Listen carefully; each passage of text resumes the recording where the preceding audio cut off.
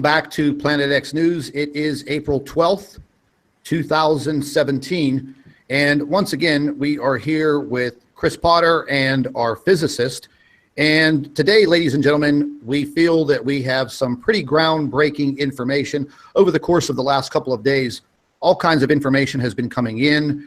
We have some pretty spectacular photographs that were captured on the ISS earlier in the week.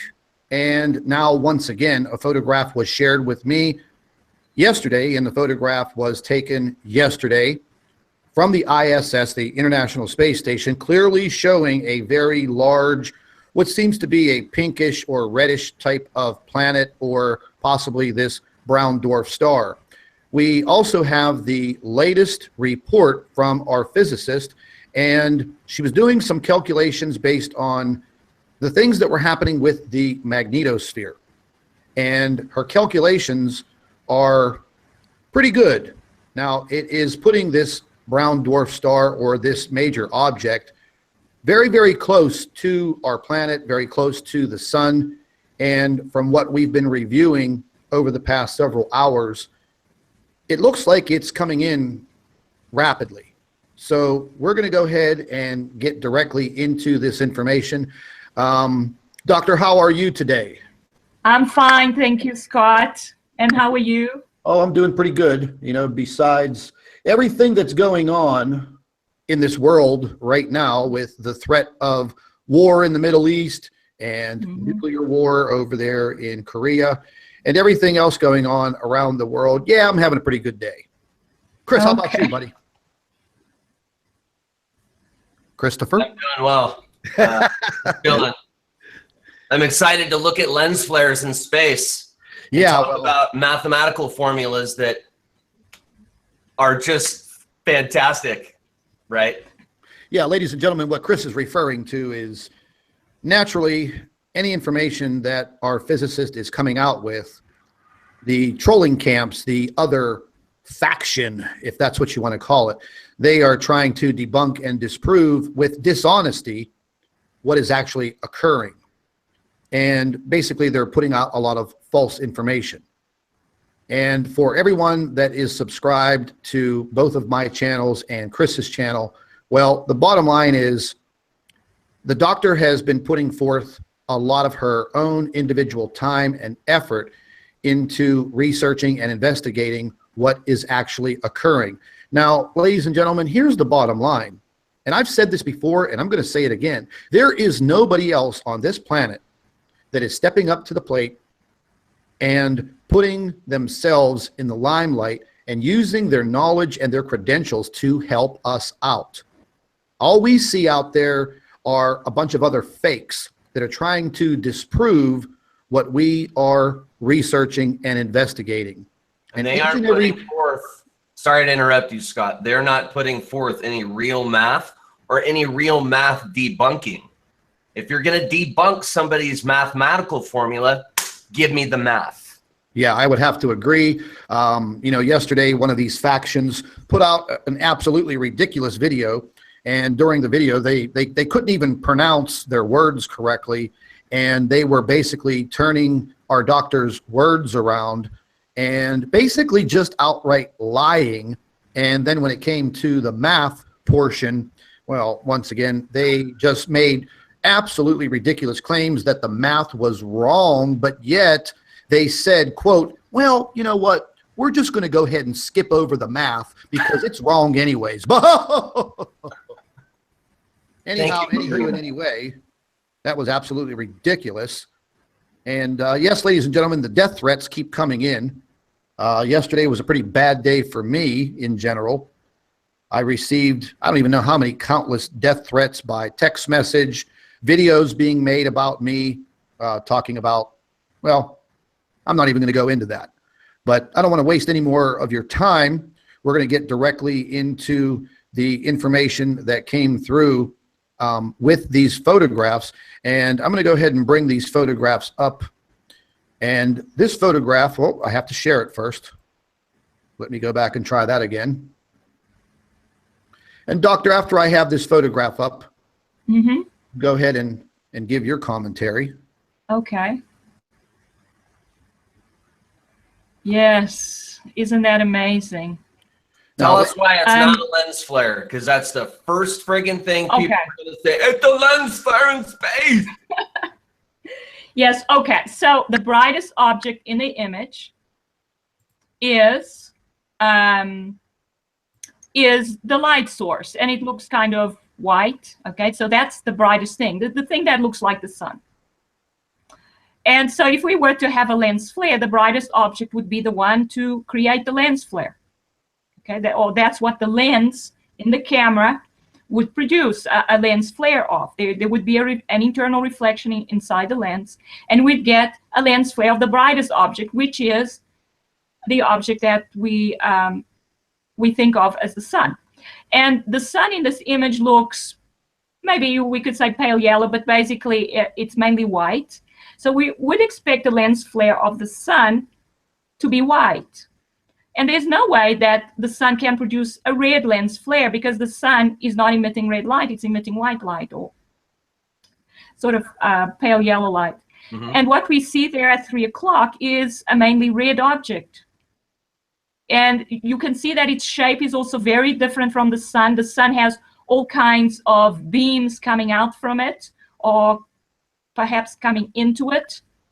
And this object does not have that shape at all. And if it was a lens flare of the sun, then it would have a similar shape, because it would just be a secondary image of the object, which would be the sun. So there's no way that this red object can be a lens flare. It has to be a real object, and it has to either be emitting mainly red light or reflecting red light. If it's reflecting red light and it's a planet, then we'd suppose there's a source of red light around, but it's not the sun. The sun is not emitting red light. So there we are, and it's been circled by somebody, obviously. It's obvious there's something there. Also, notice this object is more in focus than the sun itself. The sun looks very much out of focus, except for the beams coming out of it. So again, how can you have a lens flare that is more in focus than the main image, the primary image? It's not possible. Let me ask you another question. Yes. We're obviously using similar lenses on Earth. There's probably nothing different between the lenses that we use on Earth to take pictures where we get lens flares and the supposed lens flares that are on pictures from the ISS feed, because the camera lens itself is probably not much different than a regular high-grade lens in a telescope or camera, whatever. So along those lines, I was thinking it's possible because of a lens or light anomaly or camera aberration that, well, gosh, that would explain away the quote-unquote lens flare action. However, it doesn't look like we can explain it away that easily this time around. No, not at all, because, I mean, whatever lens we have in front of this camera, it would affect the main object as well as the lens flare the same way. So the only way you could have a red lens flare is if the main brightest object in the image is red as well. They have to look similar, not the same size, but they have to have similar shapes, and they have to have similar colors. I mean, they could, obviously the brighter one is always the main image, and the less bright one is the lens flare. But here, there's no connection between the two. They have different shapes and they have different colors. So one cannot be a lens flare of the other. They have to be separate objects. That's a good explanation. I've seen lots of two sun or lens flare pictures where at first I was completely duped that, oh, it's two suns. After a little bit of investigation on my own, a year or so into my YouTube channel, yeah, okay, I am. I'm looking at lens flares. They're pretty obvious at that point. But you made one point that was clear to me right now, is that those flares are typically the exact same shape or the same color. And that I don't see in this picture. And I don't think it really, and for the listener or viewer, it doesn't, means nothing that it's in space, quote unquote, or the ISS feed. That really doesn't matter, because it's just a camera like we would use on Earth. Maybe there's a couple little things out in space we're not too familiar with that might cause a different lighting or shadowing or whatever other type of aberrations maybe we're not familiar with. But in this case, with the standard explanation that you've given countless times, unfortunately, you needed to about lens flares, it wouldn't, it doesn't jive. It's not the same. There's obviously something there creating a red, what looks like a green stripe through it. Yeah, Now, it's I've been like real hesitant. like a yellow. I've been real hesitant to say that, hey, guys, that's not a lens flare. But I'm gonna have to say I don't think it's a lens flare either. I think it is the flying cheese sandwich. I want to interrupt here very, very quickly, ladies and gentlemen. You notice this this pixelization around the red circle that was drawn on the photograph just to encircle it. And that is the reason why it is pixelated. I also want to mention something right now before things go a little haywire. We already have trolls in the live chat. Of course. They're claiming that this picture was stolen from them. Okay, well, listen, ladies and gentlemen, and to all of the trolls out there, if you by chance don't know anything about copyright law, federal copyright law, well, this is the International Space Station. This is a public feed, and you do not have the legal right to claim any photographs, whether you have taken them or not. This belongs to the federal government, and it cannot be copywritten by anyone. We've already gone over that information back in October, November, and December when troll factions were trying to claim government copywritten video and photographs from the International Space Station, from SOHO, LASCO, SDO, SETI, and you name it. Wow. So please don't even go there. Just get out of my live feed. Go find a job. Go crawl under the rock where you just popped up from. This photograph was sent to me by one of my good friends, and he captured this photograph. He encircled it, and he sent it to me in my Facebook inbox. Okay, so they were just looking at the ISS feed, saw it, took a snapshot, sent it to you. Boom. Very simple. Yeah, that's BS. Yeah, so whatever. Yeah, they need to go away. Go ahead and continue, Scott. You're the man. Yeah, so getting into this federal copyright situation that these trolls try to use right now, they're trying to get channels kicked off of YouTube very rapidly by filing false claims and flagging YouTube videos and YouTube channels. 48 hours ago, one of my other channels, which strictly deals with Earth weather and space weather, I haven't uploaded a video in weeks onto that channel. I got an email from YouTube stating that they terminated my YouTube channel. It's called Earthwatch and Space Weather. Well, the email stated that it was taken down for gross violations concerning spam and scam. Oh, well, that was absolutely ridiculous. So I went ahead and I immediately appealed their decision.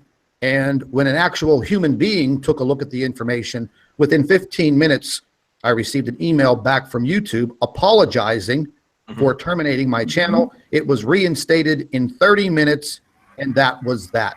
So ladies and gentlemen, YouTube uses bot programming, and apparently these trolls think that they are actually on to something to bring your YouTube channel down. But through a course of several emails and communication with YouTube yesterday and first thing this morning, they are fully aware of the situation, and they are also fully aware of the YouTube channels that are trying to use YouTube's own policies and procedures to do these types of things. Now that we've got that out of the way, Doctor, you could go ahead on with your commentary on what you're seeing. Okay, so there's the red object, but it's not the only red that we see. Behind the sun, there's a bit of red as well, as if there was another red object or light-emitting light source behind the sun. Yes. Because you see above the sun, you see that around the edge, it looks red. Yes, like something's behind it. Like something's behind the sun. So that may actually be the star that's emitting the red light, and that planet may be reflecting some of that light. That's why it looks so red. Well, And why is it not like a flare or like a corona or like a, what's the word? You know, okay, I don't know the right an technical ejection? terms, and I'm not an Plasma- optical guy. Well, Yes. sorry to interrupt you. No, what I mean is the blurry effect we see of the so-called sun and the lens, because it doesn't look really blurry to you. It's not. Yes. The object on the right is more clear than the supposed sun on the left. And I've got to make another point and kind of segue this in there. When I first met you, I had showed you, or I had put out pictures from the ISS that they don't look right. And That's right. you got back to me and go, I don't know how anybody can believe this is the sun. It looks like it's a containment systems and there's lasers, and the lasers are coming out. They're breaking out of the I did.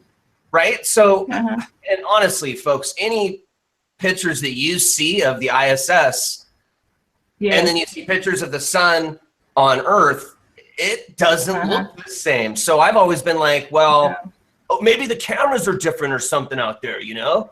Or, you know, I didn't know what it was. But anyway, I want to mention that, and I just want to mention the fact that the sun is so overwhelming and almost blurry looking. And yes, on Earth, that will happen because, you know, it's a bright object. You know, you're told in school, you're not supposed to look at the sun. You're going to burn your eyes out, you know, your cornea. Yes. There's a lot of wisdom to that because you can see that it's an overpowering light source, and the clarity that's not there. Can you speak to any of what I'm maybe referring to? Yes. Okay. In the previous image, we could actually see a beam coming from the bottom towards the sun, and it was in focus. It was at 6 o'clock. Look how sharp that beam is. Okay, that is on cameras on Earth too, though, where it's a crappy camera or it's a bad CMOS in the camera. No, well, I think it does. Here's something that I want to point out. When we're looking at this this photograph right now of the sun, and this photograph in general, this is being taken through some very thick glass on the International Space Station. However, the object that is circled is in no way, shape, or form a lens flare. But it's not blurry. Yeah, what I want to point out is the perfect symmetry of the rays of the sun. There is absolutely no way in nature that the sun's rays can be perfectly spaced out as what you're looking at on your screen right now. So that is absolutely 100% impossible. That has to be an artificial. Yeah, that has to be an artificial light source. I mean, it looks like a spoked rim on a car. It's perfect. It does not look right. So what was the doctor mentioning about the long straight line? This ray right here, this beam right here. Yeah. Yes. So what that looks like to me is, it could be two things. It could be light rays coming out of it, but I think the more logical thing is what this object is a reflector, and laser beams are being emitted from outside the region of the reflector towards the reflector, and what we're seeing is the reflected light, which looks like the sun. That's why there are these beams. It's a hexagonal symmetry. So there are 6 of them coming in towards the reflector. And what we're seeing in the middle is the reflector, and the light is being reflected off. And then there's probably another lens in front of that to make sure that it looks diffuse, so we don't realize what it actually is. So that I think that could be what it is. And you know, in the old images, we always saw a circle around it. Yeah. So that circle could have been the actual size of the reflector, and in the middle is where the beams intersect, and then the light reflects back towards the camera. But that beam at the bottom, that's the one that's coming in from the place where the camera is. That's why it looks so sharp. And then there are obviously other ones coming from 5 other directions. That's what it looks like to me. So definitely, I think Scott is right. There is no way the sun would have this hexagonal symmetry with 6 beams coming. Okay, you can even think of it coming out or coming in, but 6 beams like that is not. Yeah, I mean, if you look at the distance, if you follow my cursor, look at the distance between this point and this point, this point and this point. I mean, this is basic this is basic. What would you call that? Yes. Geography? No, not geography. Yeah, geometry. Geometry. Yes. Yes. I couldn't spit that one out between geology and geography. But Yes. yeah, I mean, that looks like a spokes on a wheel, perfectly separated with the same distance between all of them. So That's right. you know, even taking into consideration that the photographs are taken through very thick glass, you would still not end up with this type of object. I mean, you can see in this photograph, it's even better. I was trying to play around a little bit with the you know, the coloring so we can bring it out more. Yes. But you can see this object, it has stripes on it. And again, That's right. this goes right back to that very large striped object that we looked at the other day, the photograph from the ISS, the photograph from my subscriber from Europe that took that telescopic photograph, the photographs that coming in from Bondi Beach that I captured, and also Jeff P. captured. Ladies and gentlemen, we're getting a little bit into the situation where these just are not occurrences that we're making up. I mean, what are the odds of coming up with this type of object going all the way back September, October, November, December, January, February, March, and now April of 2017? Wow, that's a pretty damn big coincidence, don't you think? Don't you think? The fact that it's striped like friggin' Jupiter is seriously concerning, and I've really not wanted to talk about it. I have been so hesitant to make any mention of your pictures on Bondi Beach, this picture here, a previous picture that I have in my picture videos that I'd sent out that you shared with me from one of your subscribers that looks like, what was it on the left? A light white object, and on the right, a huge, perfect, circular, friggin' Jupiter looking thing. And I know you know exactly what I'm talking about. Are you, we also, but yeah, is this the, and yeah, let me just mention, that's the weird lightning orb video. Is that what it is? Yes. Now that video, you go, bro. That video was captured in New Jersey, April 4th, 2017. I got an email on it early yesterday, and I didn't get to the email until much later in the afternoon. And I'm assuming it came directly from the person that actually took the video. And what it was is, it just, the video starts out with this blinking object, very, very rapidly blinking. And I did my best because the video was taken on a cell phone. You can clearly see that the imaging wasn't that great. However, whenever I was able to take some still photographs of this and slow it down, which was very, very hard to do because this object was either rotating or blinking, or these plasma bursts or electricity, lightning bolts, whatever you want to call it. It was happening so fast that it's almost impossible to capture it frame by frame. So it took me hours to get these critical frames that we're looking at right now. Oh, that's what you did. Because if you look at the video, it's a great video. It's a little bit blurry. Yeah. But okay, and if you look at it from a lightning perspective, I do not remember lightning going off from the same exact point for like 5 minutes. You see what I mean? Like, lightning usually is like all over the sky, right? He's in all over different places. But this looks like a friggin' ball that's spewing lightning, and he's just sitting there hanging out. I know I'm really animated and loud right now because it's freaking me out, man. It's a good video I haven't wanted to speak to, so I'm glad that you have some still frames of it, because what you just had up almost looks like a hand with someone holding a ball, a white ball.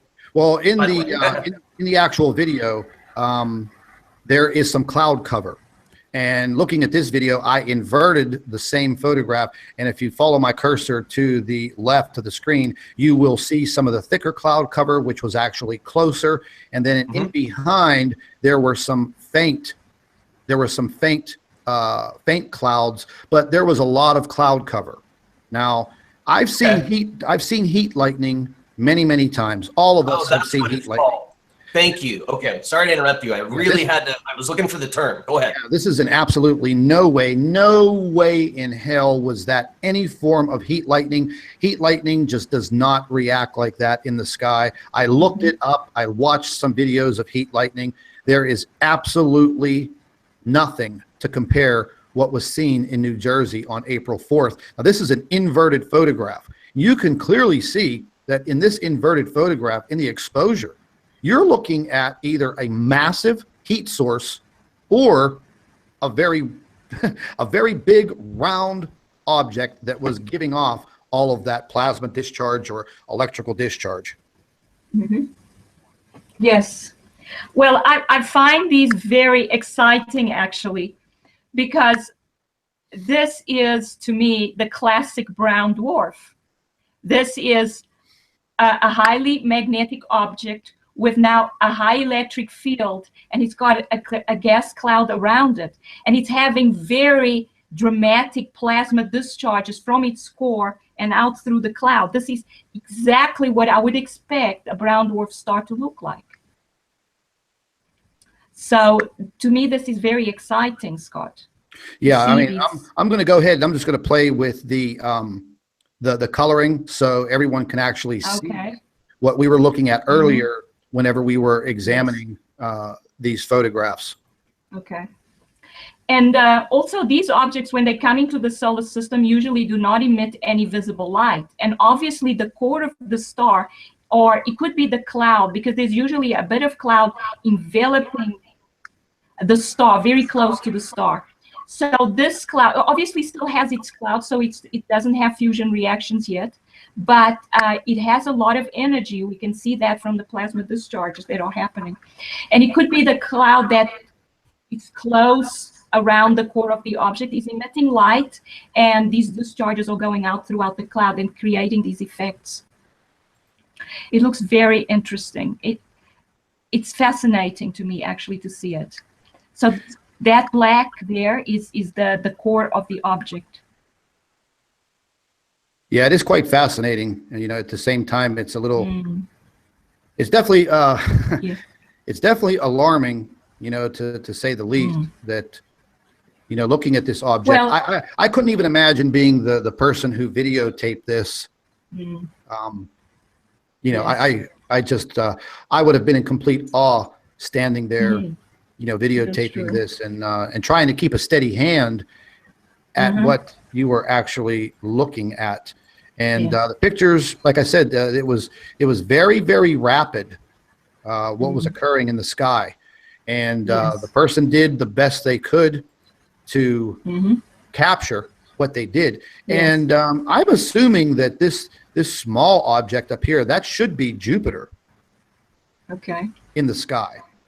Because, I mean, Jupiter is visible in the nighttime sky pretty much from dusk till dawn right now.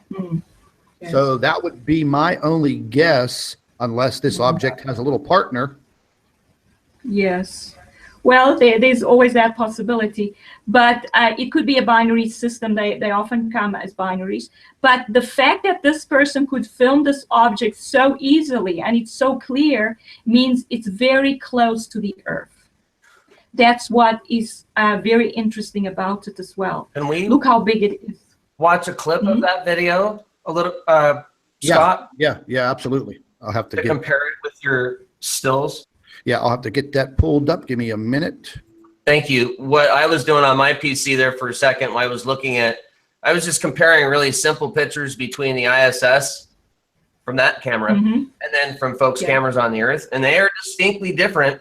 And I'm not going to believe, or I'm not going to buy into the fact that, oh, it's the type of camera lens and, oh, it's something in space that's causing a significant looking difference between our sun and some weird looking friggin' thing in space that has spokes. It doesn't look normal. It looks like lasers breaking out of a containment. It's sickening to me that we are being lied to about something. I mean, that's what we got into the whole sun simulator.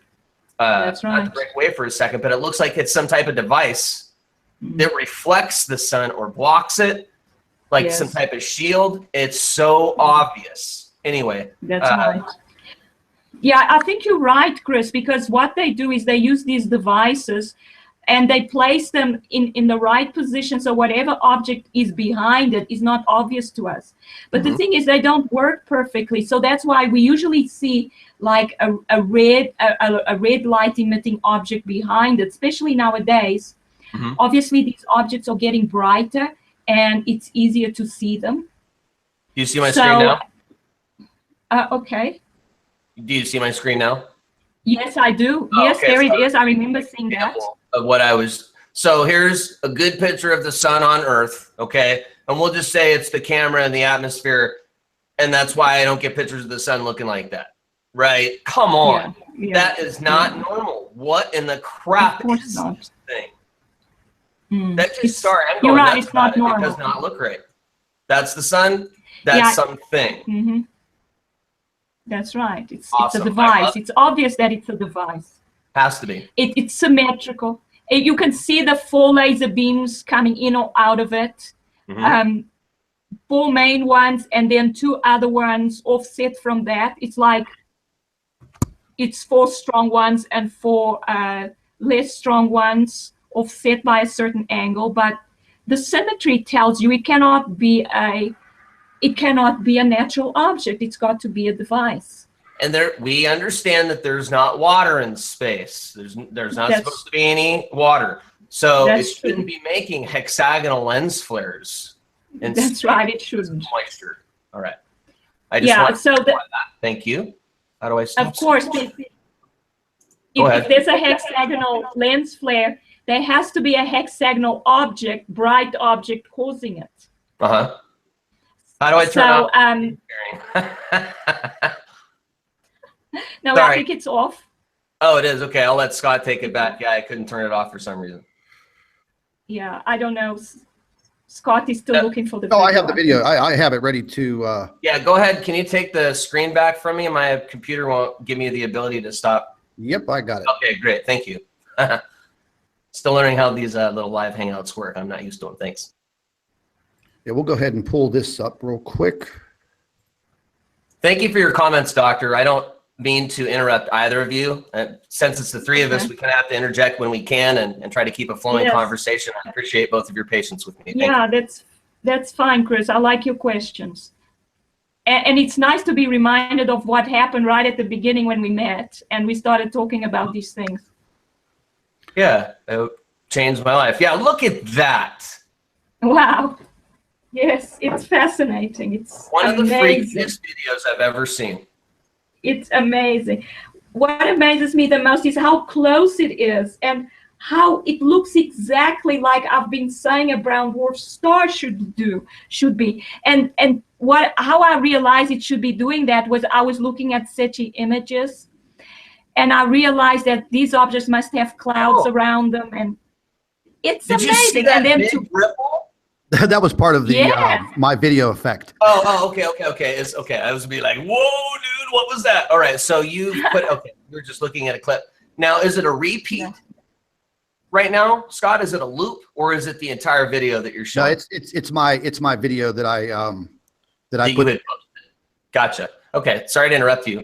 And then the ripple was from the effect from Filmora. Yeah. Filmora too. Okay, gotcha. Just want to make sure we weren't looking at something crazy because on another note, Mike from around the world and myself recently have pictures of rainbows around the friggin' sun. And they're becoming more and more prominent, more and more clear. And so for a second, that's what I thought it was. So, okay, never mind. Okay. Yeah, so what you're seeing there is very fast plasma. It discharges across the cloud from the center of the star. And it's just amazing to watch this. It's just... I mean, I never... Go ahead, sorry. I never thought I would see something like that because in the SETI images, you see a little something here and a little something there because, you know, you only get images every 12 minutes. To actually see footage of an active brown dwarf star, well, it's not emitting light from the core yet. I think this is the cloud itself, the cloud right around the core and the cloud around it. They interchanging charge. So we see these lightning type discharges across the cloud. It's absolutely amazing. You know, we would never get footage like this from SETI. You only get an image every 12 minutes, say. So you have to figure out what's happening from those. So footage like this is absolutely amazing because it's continuous. You see the actual object, the energy it has, and how it's behaving. It's very, very interesting. I just have never seen lightning or heat lightning or any other natural phenomenon behave that way. No, this is definitely not on Earth. This is in outer space. This is no way that the Earth's atmosphere would do something like this. You actually see that the lightning is emanating from the center of this object. Yeah. And it doesn't go very far. It stays contained to the cloud around the object, and that's obvious in the video. That was very apparent. So it's not. It doesn't go anywhere. It Yes, stays. Yeah. That's right. And I don't remember lightning behaving that way. And again, the new term that lightning I've never even heard of. And I just don't. I know I've seen ball lightning. I saw a famous ball lightning little dude rolling across the hayfield in Russia. That was really cool. Yes. And he's a ball of lightning, right? He's not an alien or anything weird. But I'd never seen. Yeah, I mean. So if it was something brand new, great. Hey, we're all going to learn together. But I just have a strong feeling it's not anything we've seen before, and we should probably pay attention. Now, it's too bad. So the cell phone video itself, was this the highest quality we were able to obtain? Yeah, it was taken on a cell phone, and plus at night. Yeah, the night part doesn't help it either. Yeah. No problem. The night part is also interesting. It means this object was on the outside of Earth's orbit because it's in the night sky. It's in the night sky. So when we look from Earth and we see the night, we're looking away from the sun. We're looking at the outside of Earth orbit. So that's where Mars and Jupiter are, where their orbits are. It's outside. But if we look at an object that is close to the sun, that's on the sun side of the Earth, that's an object in the inner solar system. Okay. Okay. Basically, we're looking into the inner side of the Earth's orbit. So it's between the sun and Earth's orbit. So if this object was, if it was daylight, I would say this is an object between the sun and the Earth. But because it's at night, it's an object further away than further away from the Earth, on the outside. So further from the sun. I mean, not further from the sun, further outside of Earth orbit, so between Earth's orbit and Mars orbit, say, for instance. This object seems quite close to the Earth. It looks large. Remember, brown dwarf stars are not actually that large. They're not supposed to be large. They're supposed to be smaller, quite a lot smaller than the sun, than normal stars, and some may even be the size of the Earth. So for an object that is not that big to look that big and be so clear in the sky, it has to be quite close to the Earth. You know, I was just trying to stop the video right at this point, and it's so very hard because this is moving so very fast. But if you follow my cursor, there was the outline of this object that I saw, only for a brief, a few seconds. But again, this would be impossible for nature to produce a perfect sphere of any kind. That's right. I don't. You know what I mean? I'm hoping that everybody can see it. Yes. Oh yeah, I can see it. Yep. Yes. Okay, so I just want to mention that a plasma discharge and a lightning discharge are basically very similar. So what we have on Earth as plasma discharges is what we call lightning. And they thin lines of heated air that starts conducting because of a large potential difference. So here in this cloud, we have that. That's why I called it lightning as well. It's a plasma discharge, okay, which can be thought of as lightning, but it's not the same type of lightning we have on Earth. You see that these discharges are thick, which means there's large areas where electricity and current is being conducted across the cloud. So there's a very large plasma potential difference between the core of the object and the outside of the cloud. And so you see very large, and it's happening very fast. So this object is very energetic, let's say, and it's quickly trying to equalize the potential between the center and the outside of the cloud. You see very large plasma discharges going on across this cloud, very large. And what we saw from the brown dwarf in the 2007 images is that the brown dwarf has basically two levels of cloud. It's got a cloud that envelops the core of the object, and it's probably a thin layer that stays close to the object. And that was the layer that was emitting light initially in the February 2007 images. And it was emitting light from one side of that cloud, part of the cloud that's very close and surrounding the core of the star. And then there's a cloud that goes further out, and it's more diffuse. So what we're probably seeing here is the spherical part is the cloud that closely envelops the object. And then the plasma discharges are from that part of the cloud to the cloud that is more diffuse, and it's in a more of a chaotic shape. It's not very spherical like the inner cloud. Sometimes that cloud forms a disk as well. And the other times, when the star has enough energy, it starts ejecting plasma from one point across its surface. And there you are. You see, it looks like a hole in the cloud.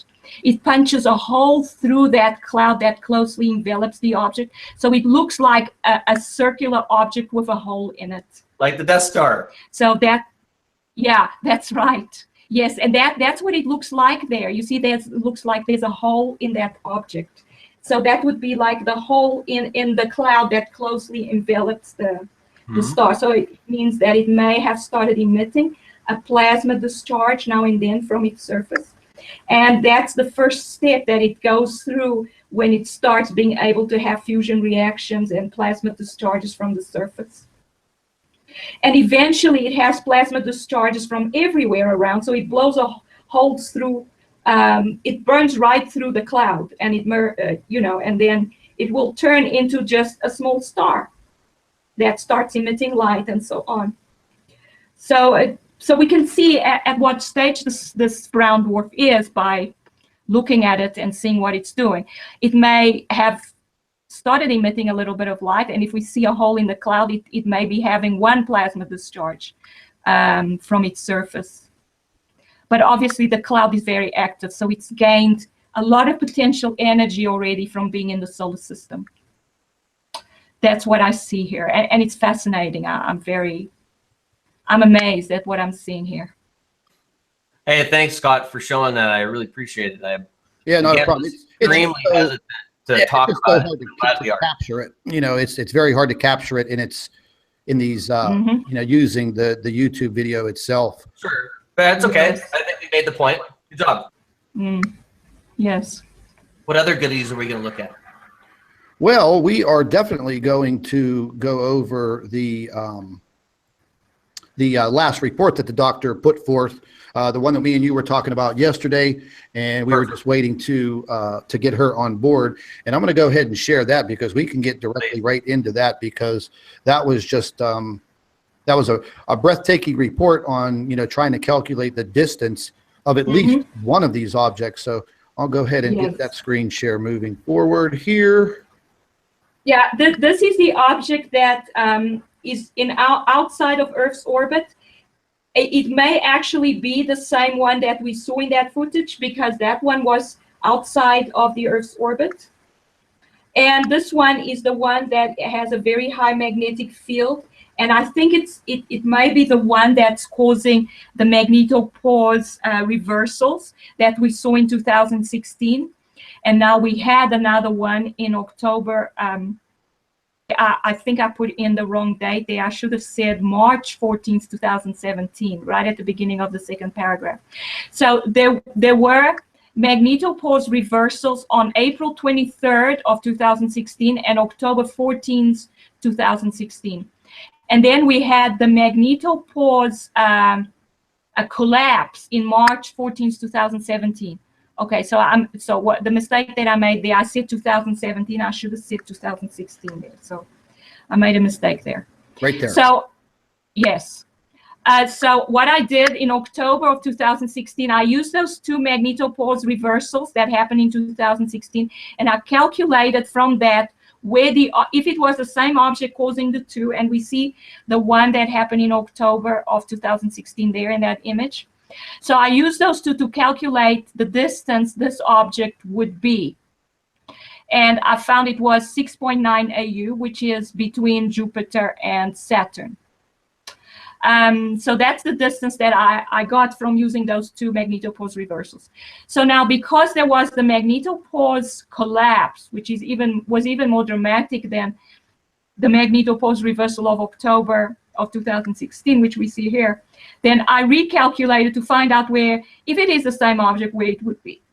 So, and then what you see there in the image is, the arrows show both the magnitude and the direction of the solar wind. And the sun is to the right of Earth, so the little object there is the Earth, and the sun is to the right, so the solar wind should be coming from the sun, and all the arrows should be pointing to the left. We have that magnetopause reversal. You see we get a strong wind from the left, because all the little black arrows are now pointing towards where the sun is. And you see they're quite long arrows, so that shows that it's quite a strong solar wind because it's got quite a high velocity. So that's what happened then. So that's the magnetopause reversal, when the solar wind velocity reverses direction. And the only way that can happen is if you have another solar wind coming from the left. And another solar wind means another star on the left of Earth. So that's the magnetopause reversal. And there, it's actually from your video, Scott. Mm-hmm. And that's the magnetopause collapse that happened on March 14th, 2017, where the magnetosphere just collapsed and the Earth was left defenseless, and the radiation went right into the Earth. We had quite a long talk about that. Yeah, that was a very trying situation there, because, ladies and gentlemen, that was the part that NASA took down the information approximately 4 hours. The Higher Truth Channel and BP Earthwatch, and my buddy Pete over there in the UK, he was actually able to capture all of this. I think that he's the only one on the face of this earth besides NASA that was able to capture this imagery before they replaced it with what we would look at as just something normal, when in fact we had a complete collapse of our magnetosphere. It just completely collapsed. What we think is approximately 4, maybe 5 or 6 hours. We really don't know, because they skewed the information and they hid it from us. But luckily, Pete was able to capture this information as it happened, and he was able to record it. So that was a big plus on our end. Yes. So I haven't put out yet. This is the one that I was going to put out and we're discussing today. Gotcha. Sorry to interrupt. I was making, because I'm like, hey, this is a cool presentation. I didn't get this one. What's up? Yeah, now you don't have to do it. You can just upload the video. Yeah, there you go. Perfect. Yes. Yeah. Go for it. This is this part of your report, Doctor. This is what I found, very, very intriguing, also very alarming, because this is where we're getting into, the calculations of possibly the distance where at least one of these objects is from the sun as we speak. And it's very, very close. Now, even though we're talking about, about 178 million miles from the sun, plus maybe another 93 million miles from the sun to the Earth. But when you're dealing in space distances, ladies and gentlemen, these aren't very vast distances. These are actually pretty close. But I'll go ahead and turn this over to you, and you could go ahead and explain what we're looking at. Okay, so what I said there was, for an object to cause this kind of magnetosphere collapse, it's got to be highly magnetic. And what we could possibly be happening here is a particle flux transfer between the sun and the star, and the Earth is possibly getting in the way or is aligned with it.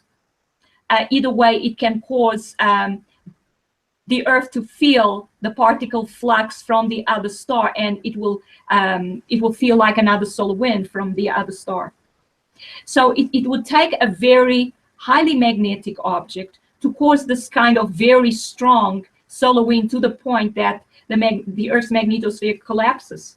So then I go into explaining that it perhaps an iron core brown dwarf star, which would be denser, but it would have a much higher magnetic field, because the iron is what's called a ferromagnetic material, and it's very easy to magnetize by aligning the spins of the electrons. So the iron core would highly increase the magnetic field, or whatever magnetic field this object had, or the star had initially. So and so I calculate, obviously I could tell before that it was an object that had to be outside of the Earth's orbit. And then what I do is I calculate the time difference between the magneto pause reversal of October 14th, 2016, and the magnetosphere collapse on March 14th, 2017, and that's 151 days. So if the object is on the outside of Earth's orbit, which would make sense, that's why we would then have a solar wind coming from the opposite direction to the sun solar wind. So the sun solar wind would come in towards the Earth that we see there, and I call that Earth's position on March 14th, 2017. And that's when the magnetosphere collapses completely. So that's stronger than what we observed on October 14th. So I put the sun on October 14th, 2016 in alignment with the object, just in alignment. And its position on March 14th, 2017 is between the two stars. So that would have a stronger effect. Right, so there we actually see from the solar system scope what the position of the object would be. So the arrow points outwards and you see the constellations there. It would mean it would be between Leo and Virgo. So looking outwards from the sun through the Earth, the arrow points through the direction, and that would be between Virgo and Leo. That's where that object would have been then. So, all right, so then, yes. Let me just interrupt for just, so we're possibly and definitely talking about more than one object, because the object you're referring to now would be behind the Earth, but we also have another object behind the sun. That's right. We actually have several objects around the sun. It's more than one. You know, sometimes in the SETI images, I mean, one of them we talked about, there was Venus and there was a Jupiter, and both of them were having plasma discharges. I don't know if you remember that. Oh, yes. So both of them had to be stars, and they had to be close to the sun. And sometimes we see also Venus, they use the name Venus to label these objects, but then Venus is having plasma discharges, so obviously it's got to be a star, it cannot be a planet. And sometimes we have Venus having discharges, and then we see plasma discharges coming off the edge of the image. So there's definitely more than one of these objects around the sun, and most of these objects have been there for a while, so they've absorbed enough energy from the sun to have started having plasma discharges from their surface. In other words, they're probably having fusion reactions, they're burning fuel already, and they're emitting light. And some of these objects will be, they're not as bright as the sun. They probably start out emitting red light. And I think I wrote one that Chris did recently, where I put together the color that the stars are emitting with the clouds we are seeing on Earth that are obviously reflecting these kinds of light. The different magenta, colored light in the clouds, the different colored clouds, etc. Yes, you absolutely mentioned that. Mm-hmm. Can you explain? So these are. Oh, go ahead. You keep going, and I'll ask you a question. Go ahead. No, go ahead, Chris. Oh, I was just going to say we really have to deal with another elephant in the room, which is why or how can we explain or not explain, whatever, if planets have plasma discharges? Do they? Okay, do planets have plasma discharges? And if they don't, well, yeah, anyway, can you speak to that? Because I would assume somebody's going to mention, hey, no, you know, planets do this because of whatever. Yeah, well, planets are electrified objects as well. Okay. It's possible to get a type of lightning connection between, say, a star and a planet. Mm-hmm. Not so much the planets from planet to planet, because the stars are the ones that are positively charged. And we've seen that the sun had these lightning bolt discharges that were going out. So it's possible that a star can interact with a planet like that. Okay. But I mean, we've had our planets, we've been observing our planets in the solar system for many years. We've never seen plasma discharges coming off any of the planets. It's not normal. I don't What's remember happening with seeing that. I didn't remember seeing a planet having basically a CME. Yes. For all intents and purposes. No, a CME, I mean, what I'm talking about is like a lightning bolt coming from, say, the sun and impacting a planet. That is possible. But a CME coming off a planet is completely impossible, because a planet does not have hot plasma. We can have a plasma discharge like we do lightning on Earth, and that's usually because of the solar wind coming in and ionizing our atmosphere.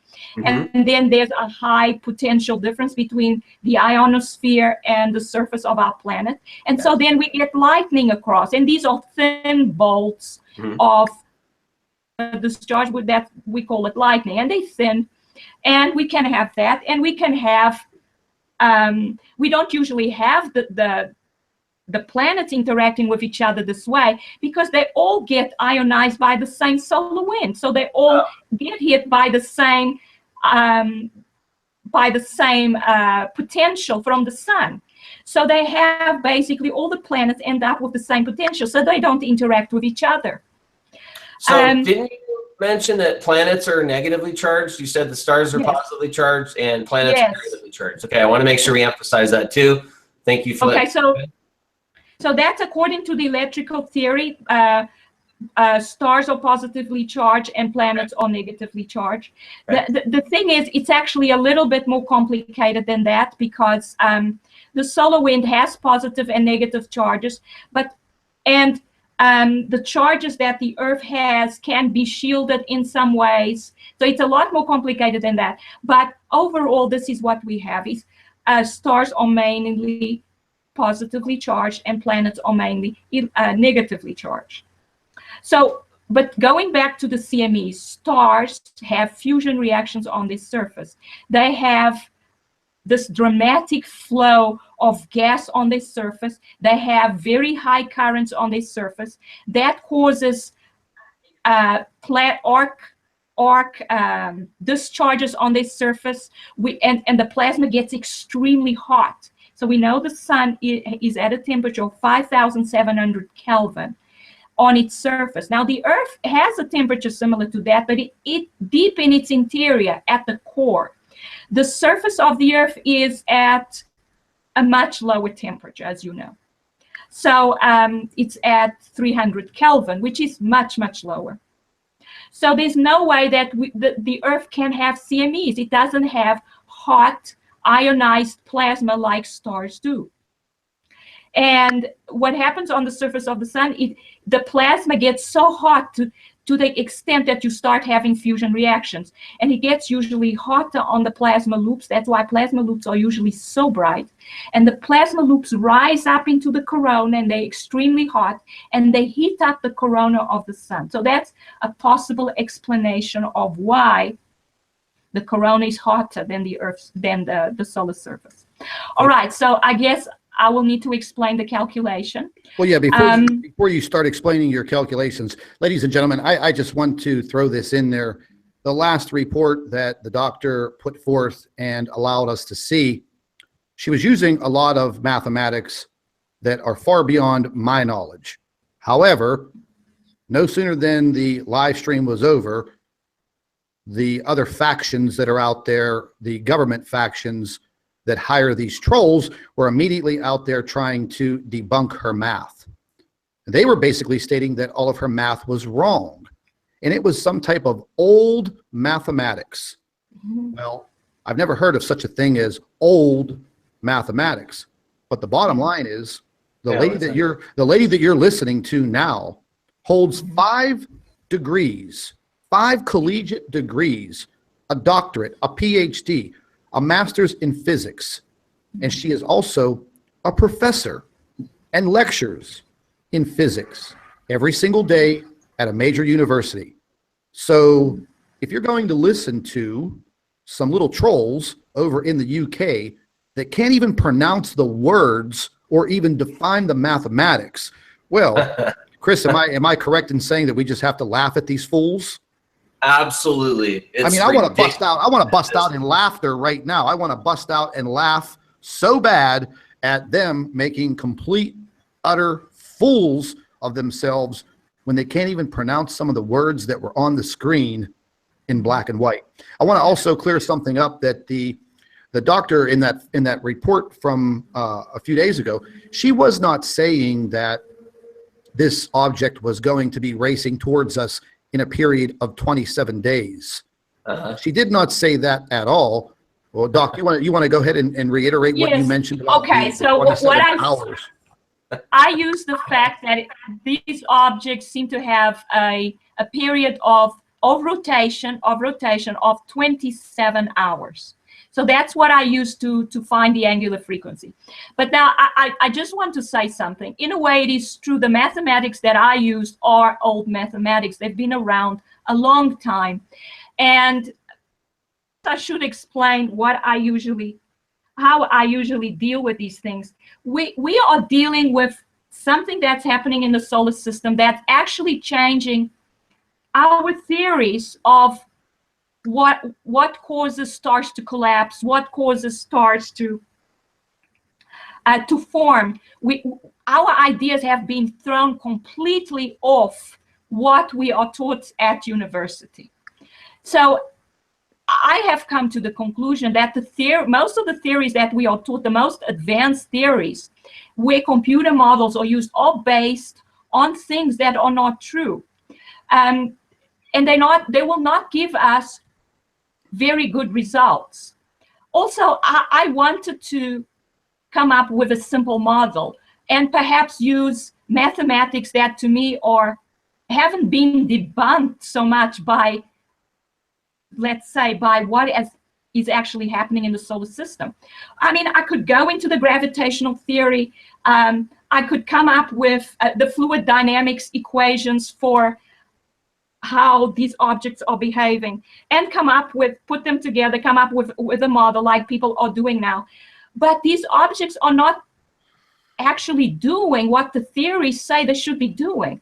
So basically, I thought, let's go back to the basic mathematics from the 20th century. Let's see what they can tell us. There is nothing wrong with doing that. Good explanation. Yeah. You know, and I want to apologize right off the bat for, well, you know, maybe putting you on the spot for that, but you shouldn't have to clarify or defend yourself on the mathematics that you were using, because cut and dry, I don't think there's any one of these other people in these other factions that are hired by the government. I don't think that they could even begin to decipher your mathematics, let alone by using the fingers on their little troll paws count to 10. So they're not going to debunk this math. Yeah. They're never going to attempt it. And anything that they would do would be extremely rudimentary. And just like the doctor was mentioning, well, okay, fine, we'll go ahead and use some 21st century math. Boom. Now what are you going to say? Right? There's got to be an excuse for every single step of the way that we go. And I don't see anybody with math, period, the end of story. Yes. Yes, you see, the 21st century mathematics say there are big problems with them because we're so entranced with the mathematics and the models and how good they look and how complicated it is. For example, the most advanced mathematics I've come across is in string theory. I haven't, my research was not in string theory, but I have, I've come in contact with a lot of string theory. But the mathematics you use in string theory, it's beautiful. You come up with beautiful results, but your results cannot be compared with any observations. So how do you know that your results are good? All you're doing is comparing someone's results with someone else's results. You're adding 5 dimensions. You're working from 11 dimensions to 22 dimensions. someone might try to use some more dimensions. That's what's happening in string theory. This is what's happening in a lot of these models. People are in love with the mathematics and the computer model itself, rather than looking at the observations and making deductions. And this is what I have tried to do. I've tried to make deductions.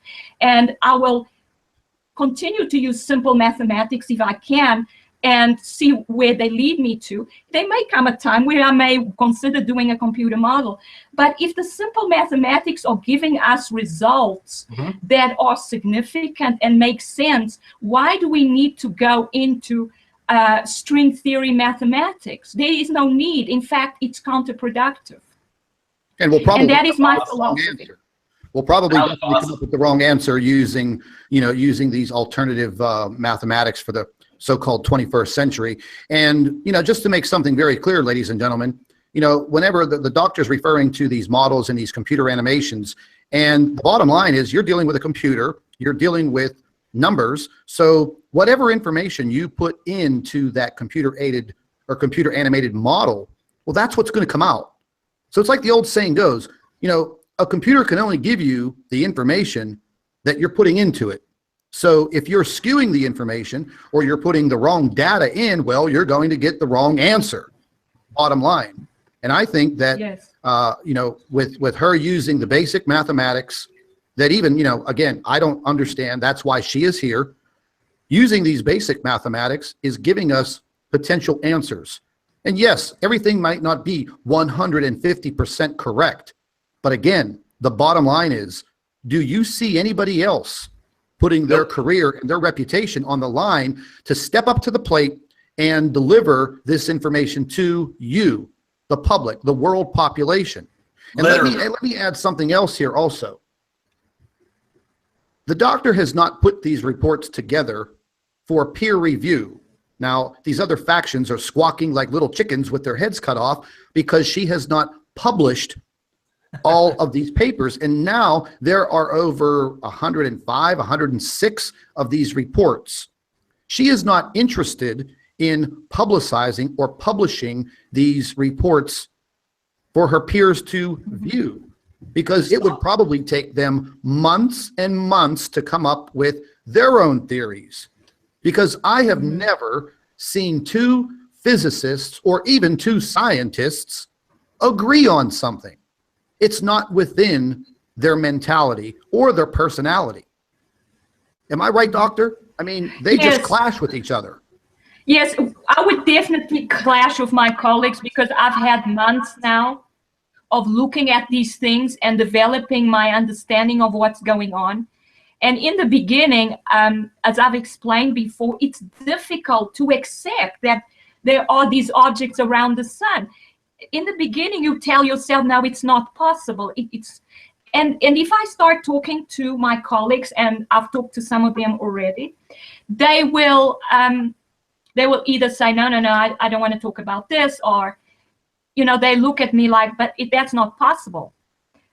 Because we've been taught theories, and we get to the point where the theories become our reality. It becomes our reality. This is what we believe. It's the theories.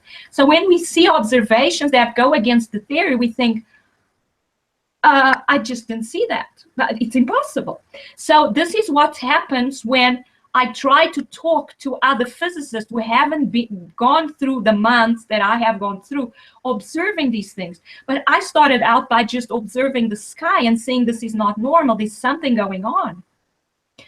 And considering the fact that there may be another star above the sun as the sun sets, that's red, and that's what's causing the sky to look so red at sunset. But when I thought about that, I thought, but how is that possible? But that was enough to start me investigating. But now most of the physicists and astronomers have not gone through that experience, although I know that most of them know that, most astronomers know there's something going on. Because the moment you start talking to them, they're almost afraid. So I know they've heard something. I know there are rumors going around in the astronomy, in the astronomy field, that there's something going on. I get a distinct feeling from talking to them, but they don't want to get involved because they just don't want their careers destroyed, or things like that. They want to carry on doing their own research, which is it's all about the Big Bang and,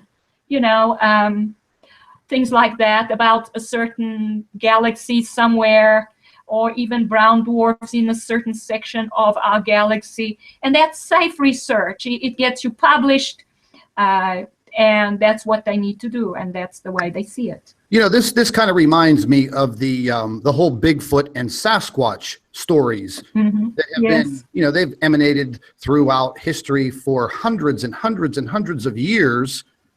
But when you put the modern day scientist against the evidence based on what they, based on their own thoughts and what they've been taught, they all sit there and they say, well, that is kind of impossible for a creature of that size to inhabit the area of Northern California, Canada, different parts of the United States, different parts of the world.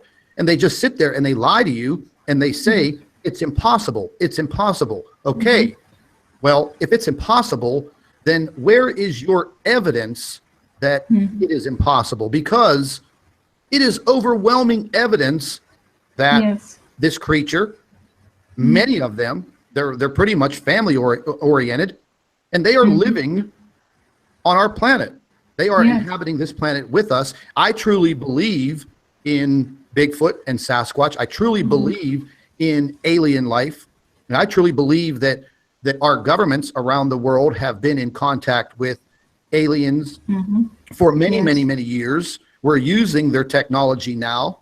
And to sit back and state that the information that we're looking at right now, which is overwhelming evidence that I myself and Chris have produced over the course of the last year, we've produced a ton of information with the help of people all over the world.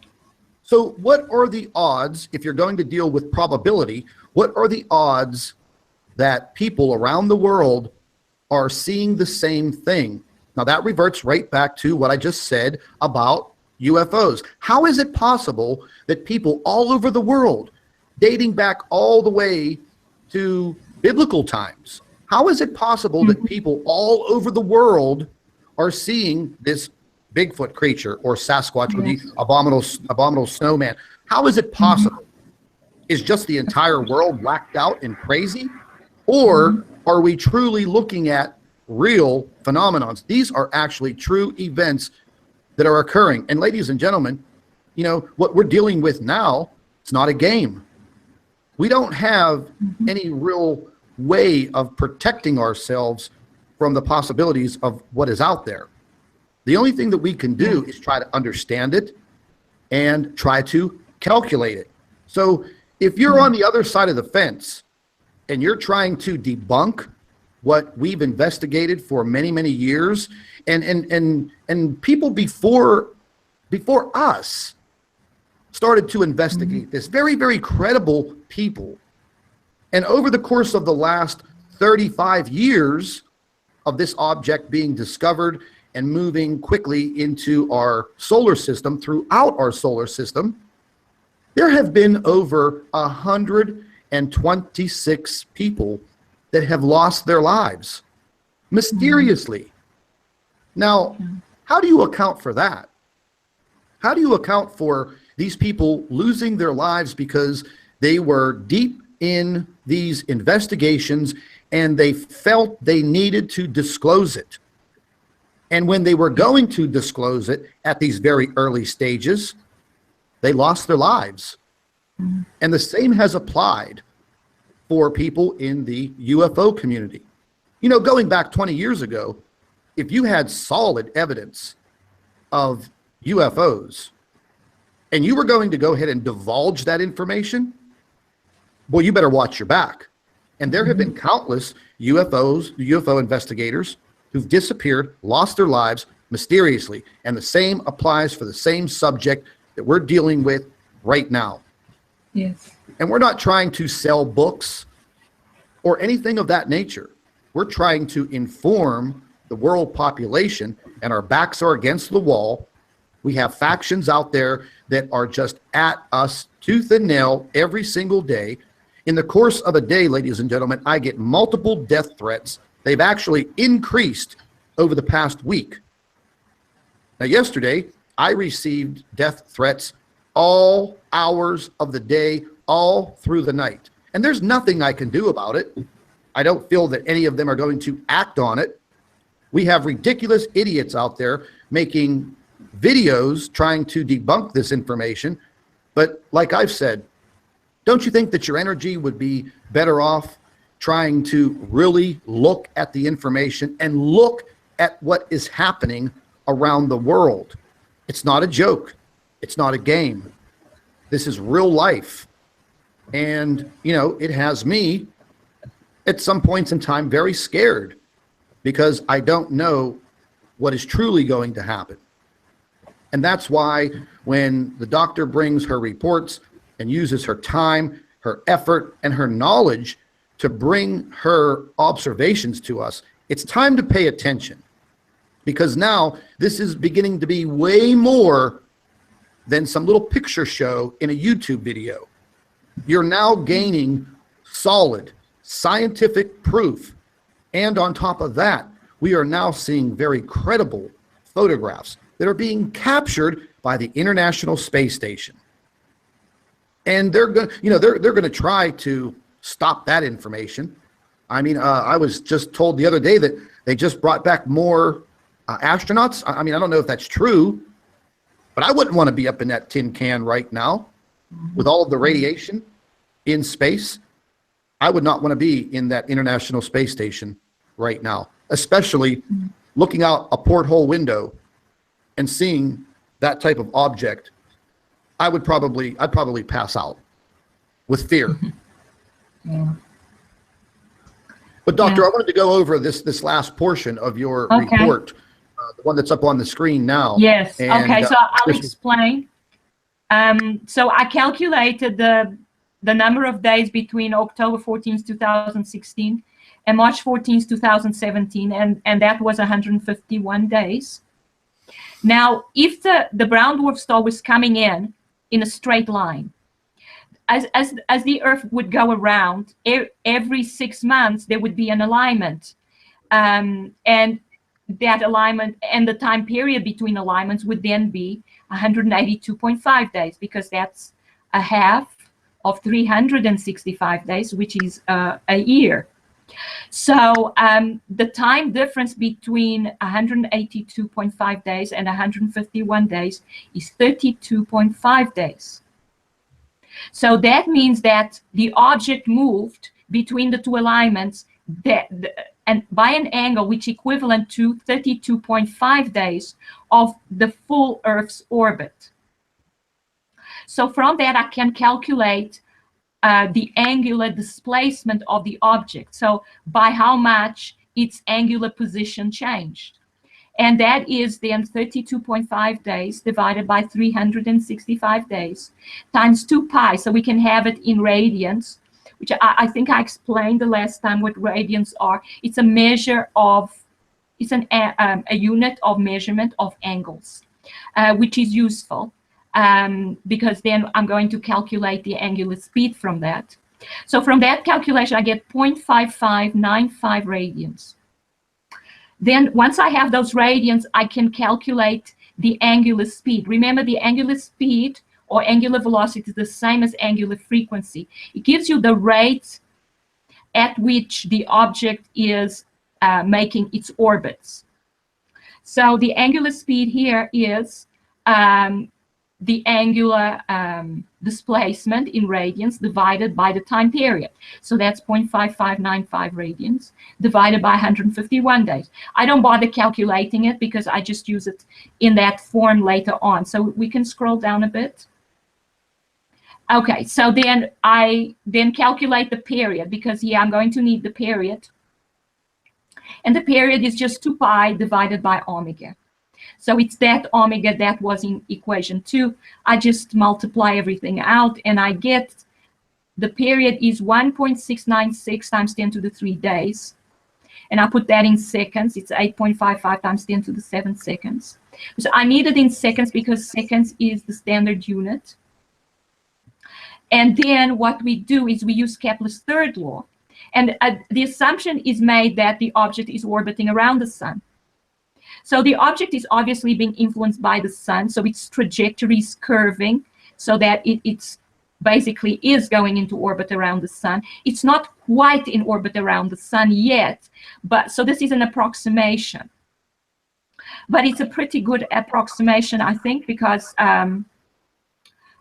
what we had before of 6.9 AU, I think some other people got it. I think Terrell also had it between Jupiter and Saturn, and he used other methods. Yep. So yours. Go ahead. So I use the same. So this uses basically the same method. I basically use Kepler's third law again to calculate where the object is by calculating its orbital radius from the sun. I obtain in this case, and that's equation 4. That's the equation. And A, it's the orbital radius. And I obtain 1.9 AU. Now that is a very interesting result because it means the object is now much closer. Remember, the last time I calculated it, in October 2016, it was at 6.9 AU. Now it's at 1.9 AU. And that is just outside of Mars' orbit because Mars' orbital radius is 1.5 AU. So this is only 0.4 AU away from the Mars orbit. And remember, this is its position on March 14th, 2017. So that's not its position right now. But the fact that the object moved 5 AU between October 14th, 2016 and March 14th, 2017, and that is assuming this is the same object. Okay, if it is the same object, it's moved 5 AU, and that means that it's accelerated, and it's now moving very fast. Now, we do expect objects as they come in from outside the solar system to accelerate as they get closer and closer to the sun. They're coming towards what's called perihelion, and that is the closest point to the sun, and they accelerate and move faster and faster.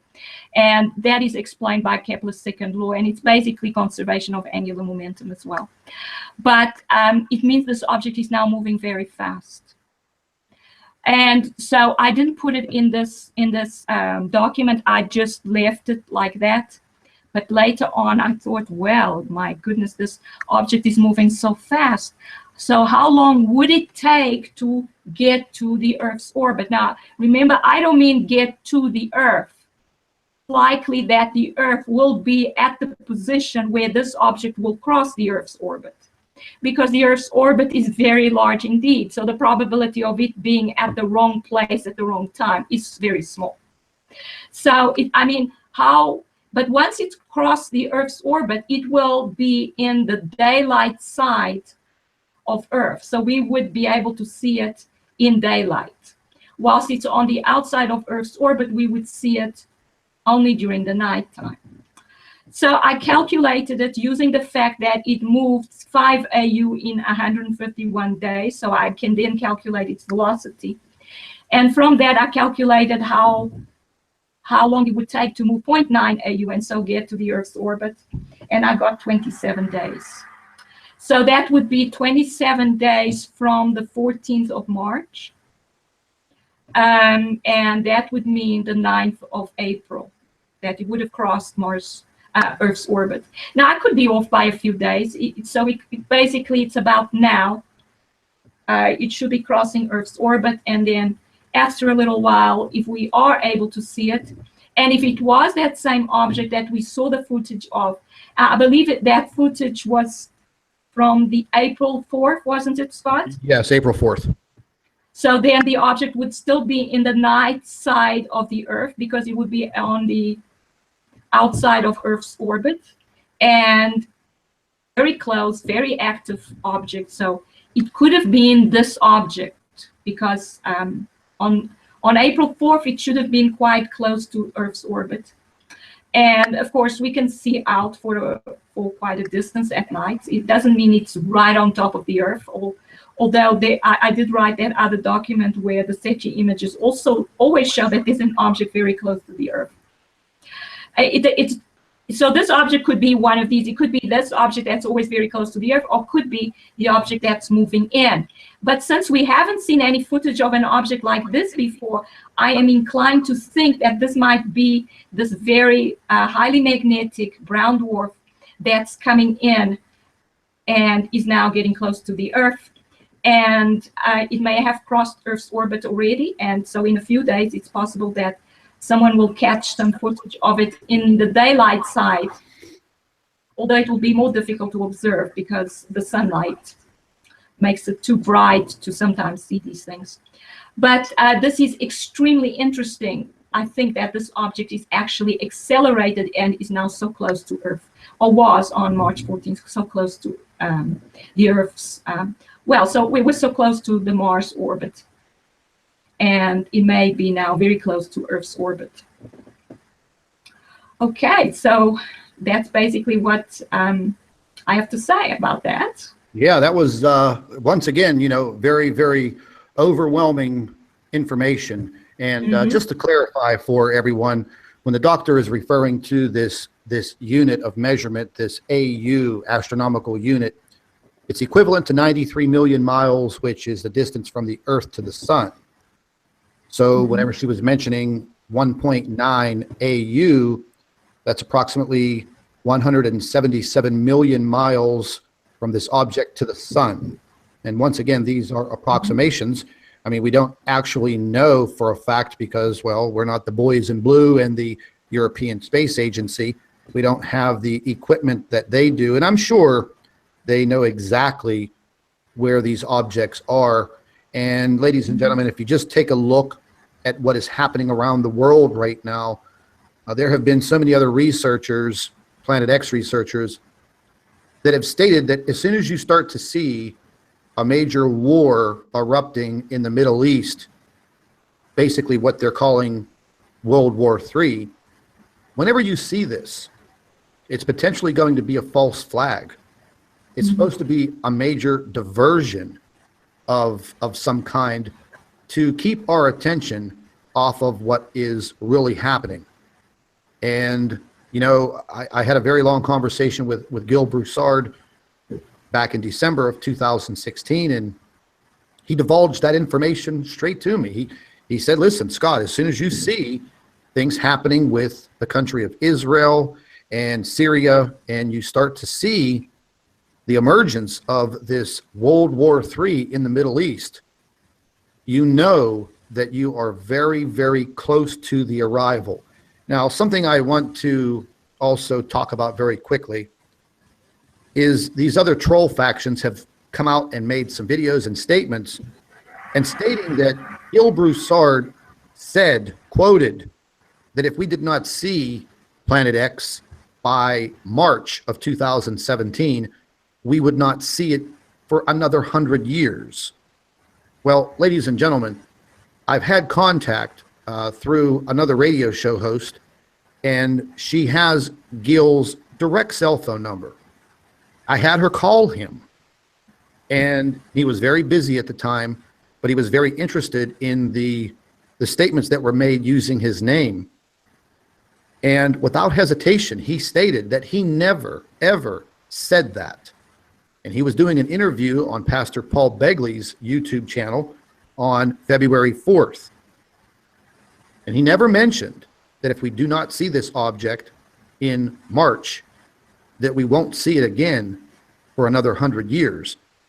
So just to clarify, if anybody has heard that type of rumor, it's not true. It's absolutely not true. And something else that you have to keep in mind is that there are a lot of unknown factors that we're dealing with. We are the people on the outside looking in. So we don't have the real information on what's really going on with these world governments. One minute the United States is, having issues with China. Next minute they're having issues with Russia. But in fact, ladies and gentlemen, all of these countries are doing business together. It's a fact.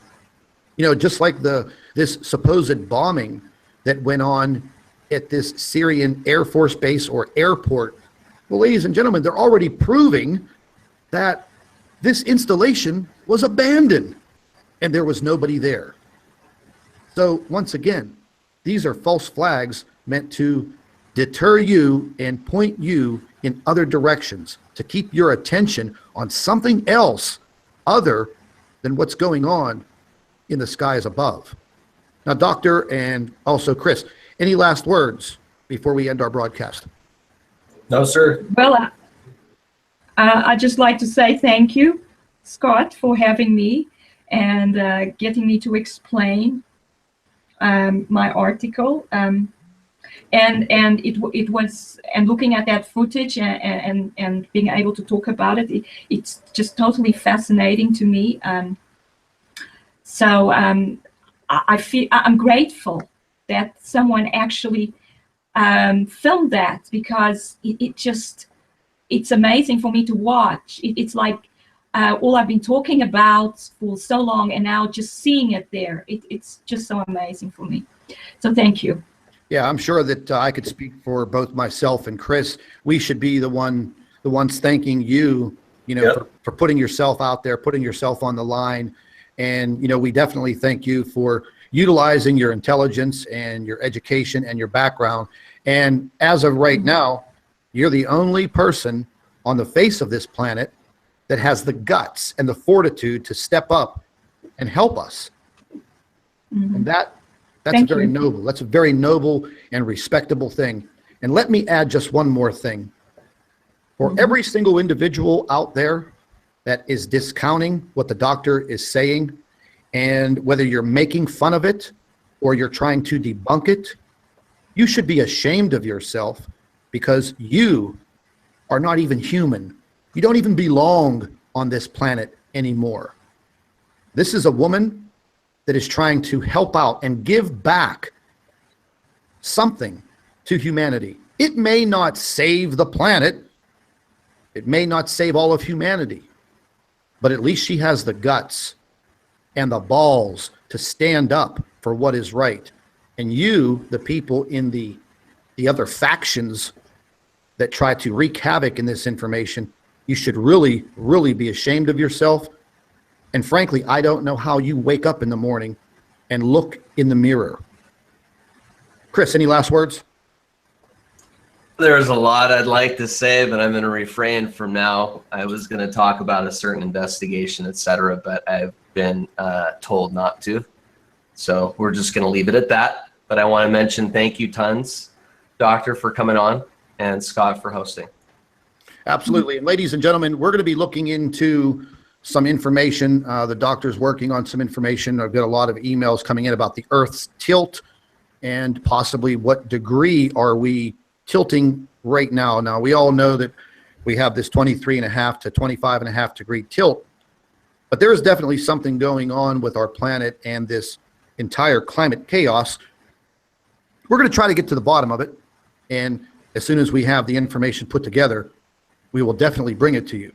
So most definitely stay in tune with Planet X News and the Nibiru channel and Chris Potter's channel, because you never know in an instant when we're going to come out with some breaking information, and you need to have that information. Also, something I do want to mention is the X Factor radio show that I started a few days ago is fully up and operational, and there are programs on the radio station as we speak. So if you go into the description box of any of the videos, including this live stream, you'll see a direct link for X Factor Radio. Click on the link, go to the station, and click the follow button. Set up your notifications, and you can listen to any of the broadcasts anytime you want. And again, if you have Bluetooth technology with your cell phone and in your vehicle, you can listen to it on your radio. You can listen to it on your television or your computer. You can listen to it at your leisure. So once again, I'd like to thank everyone who was with us today.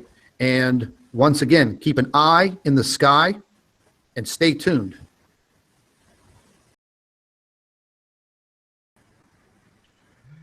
Hello, everybody. Welcome back to Planet X News. It is April 12th, 2017. And once again, we are here with Chris Potter and our physicist. And today, ladies and gentlemen, we feel that we have some pretty groundbreaking information over the course of the last couple of days. All kinds of information has been coming in. We have some pretty spectacular photographs that were captured on the ISS earlier in the week. And now, once again, a photograph was shared with me yesterday, and the photograph was taken yesterday from the ISS, the International Space Station, clearly showing a very large, what seems to be a pinkish or reddish type of planet, or possibly this brown dwarf star. We also have the latest report from our physicist, and she was doing some calculations based on the things that were happening with the magnetosphere. And her calculations are pretty good. Now, it is putting this brown dwarf star, or this major object, very, very close to our planet, very close to the sun. And from what we've been reviewing over the past several hours, it looks like it's coming in rapidly. So we're going to go ahead and get directly into this information. Doctor, how are you today? I'm fine, thank you, Scott. And how are you? Oh, I'm doing pretty good. You know, besides everything that's going on in this world right now with the threat of war in the Middle East and nuclear war over there in Korea and everything else going on around the world. Yeah, I'm having a pretty good day. Chris, how about you, buddy? Christopher? I'm doing well. I'm excited to look at lens flares in space. Yeah, talk about mathematical formulas that are just fantastic, right? Yeah, ladies and gentlemen, what Chris is referring to is naturally any information that our physicist is coming out with. The trolling camps, the other faction, if that's what you want to call it, they are trying to debunk and disprove with dishonesty what is actually occurring. And basically, they're putting out a lot of false information. And for everyone that is subscribed to both of my channels and Chris's channel, well, the bottom line is the doctor has been putting forth a lot of her own individual time and effort into researching and investigating what is actually occurring. Now, ladies and gentlemen, here's the bottom line. And I've said this before, and I'm going to say it again. There is nobody else on this planet that is stepping up to the plate and putting themselves in the limelight and using their knowledge and their credentials to help us out. All we see out there are a bunch of other fakes that are trying to disprove what we are researching and investigating. And they aren't putting forth, sorry to interrupt you, Scott, they're not putting forth any real math or any real math debunking. If you're going to debunk somebody's mathematical formula, give me the math. Yeah, I would have to agree. You know, yesterday, one of these factions put out an absolutely ridiculous video. And during the video, they couldn't even pronounce their words correctly. And they were basically turning our doctor's words around and basically just outright lying. And then when it came to the math portion, well, once again, they just made absolutely ridiculous claims that the math was wrong, but yet they said, quote, well, you know what? We're just going to go ahead and skip over the math because it's wrong anyways. Anyhow, anywho, and anyway, that was absolutely ridiculous. And yes, ladies and gentlemen, the death threats keep coming in. Yesterday was a pretty bad day for me in general. I received, I don't even know how many countless death threats by text message, videos being made about me, talking about, well, I'm not even going to go into that. But I don't want to waste any more of your time. We're going to get directly into the information that came through with these photographs. And I'm going to go ahead and bring these photographs up. And this photograph, well, I have to share it first. Let me go back and try that again. And doctor, after I have this photograph up, go ahead and give your commentary. Okay. Yes, isn't that amazing? Tell Now, us why it's not a lens flare, because that's the first friggin' thing people are going to say. It's a lens flare in space. Yes, okay. So the brightest object in the image is the light source, and it looks kind of white. Okay, so that's the brightest thing, the thing that looks like the sun. And so if we were to have a lens flare, the brightest object would be the one to create the lens flare. Okay, that's what the lens in the camera would produce a lens flare of. There would be an internal reflection inside the lens, and we'd get a lens flare of the brightest object, which is the object that we think of as the sun. And the sun in this image looks, maybe we could say pale yellow, but basically it's mainly white. So we would expect the lens flare of the sun to be white.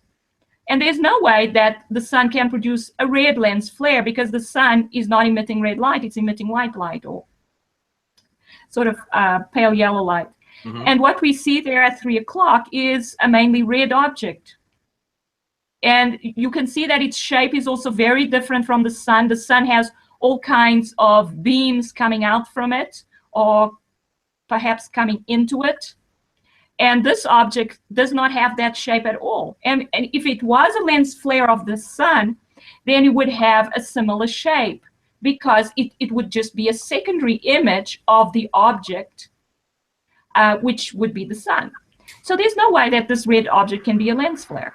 It has to be a real object, and it has to either be emitting mainly red light or reflecting red light. If it's reflecting red light and it's a planet, then we'd suppose there's a source of red light around, but it's not the sun. The sun is not emitting red light.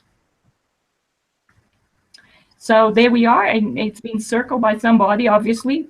It's obvious there's something there. Also, notice this object is more in focus than the sun itself. The sun looks very much out of focus, except for the beams coming out of it. So again, how can you have a lens flare that is more in focus than the main image, the primary image? It's not possible. Let me ask you another question. Yes. We're obviously using similar lenses on Earth. There's probably nothing different between the lenses that we use on Earth to take pictures where we get lens flares and the supposed lens flares that are on pictures from the ISS feed, because the camera lens itself is probably not much different than a regular high-grade lens in a telescope or camera, whatever. So along those lines, I was thinking it's possible because of a lens or light anomaly or camera aberration that, well, gosh, that would explain away the quote-unquote lens flare action. However, it doesn't look like we can explain it away that easily this time around. No, not at all, because, I mean, whatever lens we have in front of this camera, it would affect the main object as well as the lens flare the same way. So the only way you could have a red lens flare is if the main brightest object in the image is red as well. They have to look similar, not the same size, but they have to have similar shapes, and they have to have similar colors. I mean, they could, obviously the brighter one is always the main image, and the less bright one is the lens flare. But here, there's no connection between the two. They have different shapes and they have different colors. So one cannot be a lens flare of the other. They have to be separate objects. That's a good explanation. I've seen lots of two sun or lens flare pictures where at first I was completely duped that, oh, it's two suns. After a little bit of investigation on my own, a year or so into my YouTube channel, yeah, okay, I am. I'm looking at lens flares. They're pretty obvious at that point. But you make one point that was clear to me right now, is that those flares are typically the exact same shape or the same color. And that I don't see in this picture. And I don't think it really, and for the listener or viewer, it means nothing that it's in space, quote unquote, or the ISS feed. That really doesn't matter, because it's just a camera like we would use on Earth. Maybe there's a couple little things out in space we're not too familiar with that might cause a different lighting or shadowing or whatever other type of aberrations maybe we're not familiar with. But in this case, with the standard explanation that you've given countless times, unfortunately, you needed to about lens flares, it wouldn't, it doesn't jive. It's not the same. There's obviously something there creating a red, what looks like a green stripe through it. Yeah, Now, it's I've been like, real hesitant. like a yellow. Yeah, Yeah, I've been real hesitant to say that, hey, guys, that's not a lens flare. But I'm going to have to say, I don't think it's a lens flare either. I think it is the flying cheese sandwich. I want to interrupt here very, very quickly. Ladies and gentlemen, you notice this this pixelization around the red circle that was drawn on the photograph just to encircle it. And that is the reason why it is pixelated. I also want to mention something right now before things go a little haywire. We already have trolls in the live chat. Of course. They're claiming that this picture was stolen from them. Okay, well, listen, ladies and gentlemen, and to all of the trolls out there, if you by chance don't know anything about copyright law, federal copyright law, well, this is the International Space Station. This is a public feed, and you do not have the legal right to claim any photographs, whether you have taken them or not. This belongs to the federal government, and it cannot be copywritten by anyone. We've already gone over that information back in October, November, and December when troll factions were trying to claim government copywritten video and photographs from the International Space Station, from SOHO, LASCO, SDO, SETI, and you name it. Wow. So please don't even go there. Just get out of my live feed. Go find a job. Go crawl under the rock where you just popped up from. This photograph was sent to me by one of my good friends, and he captured this photograph. He encircled it, and he sent it to me in my Facebook inbox. Okay, so they were just looking at the ISS feed, saw it, took a snapshot, sent it to you. Boom. Very, very simple. Yeah, that's BS. Yeah, so whatever. Yeah, they need to go away. Go ahead and continue, Scott. You're the man. Yeah, so, getting into this federal copyright situation that these trolls try to use, right now they're trying to get channels kicked off of YouTube very, very rapidly by filing false claims and flagging YouTube videos and YouTube channels. 48 hours ago, one of my other channels, which strictly deals with Earth weather and space weather, I haven't uploaded a video in weeks onto that channel. I got an email from YouTube stating that they terminated my YouTube channel. It's called Earthwatch and Space Weather. Well, the email stated that it was taken down for gross violations concerning spam and scam. Oh, well, that was absolutely ridiculous. So I went ahead and I immediately appealed their decision. And when an actual human being took a look at the information, within 15 minutes, I received an email back from YouTube apologizing for terminating my channel. It was reinstated in 30 minutes, and that was that. So, ladies and gentlemen, YouTube uses bot programming, and apparently these trolls think that they are actually on to something to bring your YouTube channel down. But through a course of several